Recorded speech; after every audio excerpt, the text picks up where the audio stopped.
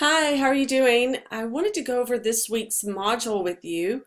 We're in Module 6, which is Starting Your Own Business, the Entrepreneurship Alternative. And if you look, Module 6 and Module 5 go hand in hand essentially. So even in the Intro to Business class, there are some modules that align with one another. And Module 5 and Module 6 are one of those alignments. So let's look here at the learning objectives.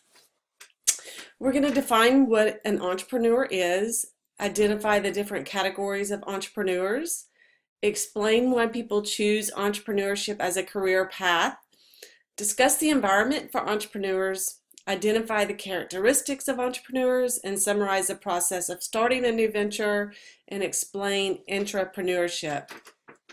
So essentially, an entrepreneur is any person who starts their own business. And like 98% of all the businesses in the US are considered small business. They have fewer than 500 employees. But as someone starting or launching your own business, typically you're the one who wears all the hats. You know, you do all the marketing, you do all the human resources, all the hiring, all the management, of course, all the accounting. And so you may do that with a program called QuickBooks or even Excel. There's different categories of entrepreneurs. Some entrepreneurs just start one business, say like a florist, and they don't open any other businesses. Then you have some entrepreneurs that are more like a serial entrepreneur where they start many different companies. They start several different companies. You have social entrepreneurs, and these are people that are creating a business that does something for the greater community or the environment. And people choose entrepreneurship as a career path because, number one, they want to be their own boss. They want to make all the decisions. That's really the primary reason. They have a vision for something and they feel like the only way they can do that is to start their own business. They want to create their own schedule and be their own boss, and they want to have all the profits for themselves. The environment for entrepreneurs has changed. Now with globalization and the internet, I mean, literally, you could create a online website. There's many websites out there, companies out there, Wix for one, and where you can create essentially a very cheap or a free website. So this connects entrepreneurs to the global marketplace. Now there's also colleges where you can go and you can get degrees in entrepreneurship. So education has kind of changed that environment too. Characteristics of entrepreneurs, of course, these people are self-motivated, they're highly driven, they're visionaries, they're innovative and creative. So those are just some of the qualities that an entrepreneur has. Starting a new venture, you could just launch a business on your own. You could go into partnership with someone, a family member or a friend, although some people kind of argue against that, going into business with a family member or a friend. Or you could invest in a franchise like Subway or Dunkin' Donuts and get a proven business model. And from day one, you've got the business name, you've got the menu. The downside to that is you can't really change that business model very easily. So you can't open a Subway and then come out with like a taco sandwich unless the franchisor agrees to that. So there's some limitations on creatively and innovatively by owning a franchise. But wouldn't it be great to own a Subway or a Dunkin' Donuts?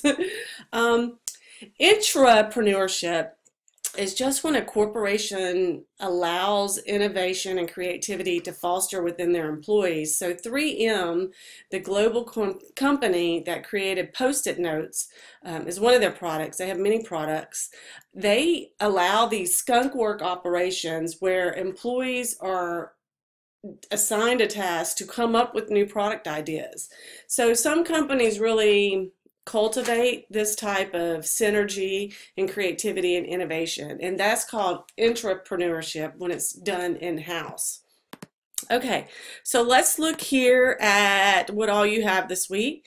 Of course, you have presentations available to you to review, and I'll probably be uploading another one as well, so keep an eye out on that. I have another one for you. They're in many different formats, audio, visual, as well. Definitely you want to be reading and studying chapter 6. That's very important. It's a great tool to gain knowledge and terminology as well. And even our chapters are great. They have a lot of real world examples in there too. So you can also refer to that to get that information too, additional information. So you do have some supplemental resources here, and sometimes I add to it throughout the week. So if you look at this at the beginning of the week, go back at the end of the week and just see if I've added anything in for you. But these totally align with your learning objectives that I just went over with you. You do have another multimedia assignment. This is the last one for this class, and keep in mind I am required to add these multimedia activities into your class. But just be real mindful that it does help you with your technical skills, which employers want. It helps you with your presentation skills too. And actually it could help you with your career because a lot of companies are doing interviews via Skype or WebEx. And so this gives you practice on how to create an audio video presentation. Gives you practice with looking into the camera, setting your volume levels, setting your lighting, all of those things. So it helps you on many levels.